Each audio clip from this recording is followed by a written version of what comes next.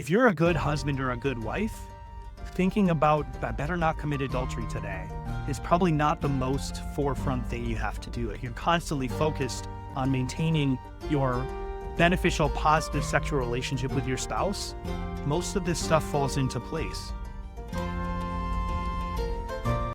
The divines divide this into a couple different categories.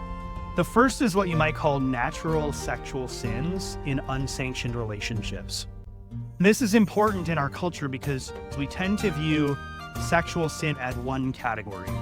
Adultery and fornication, which is sex outside of marriage, we look at that and say that's just as bad as these other sort of corruptions of nature. And I don't think that we should do that. I think we should recognize that although these are grave sins, they're not sins against nature in the same way that homosexuality or incest might be.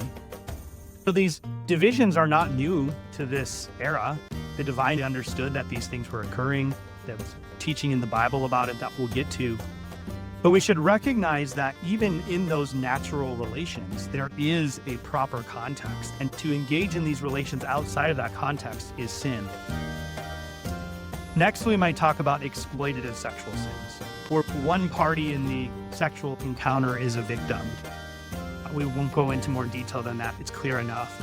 And then the last category would be the unnatural sexual sins, which would be sins that are so grossly a violation of nature that they fall into that Romans 1 category, where not only are they so grievously wrong, but if we're actually listening to our own bodies and our own nature and our own instincts, we understand that they are not only wrong, but they are in some sense revulsive.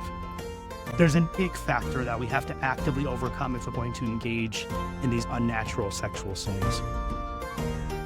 They then proceed to talk about sexual sins of the mind, which would include any mental process, intention, or desire that is contrary to God's design for marriage.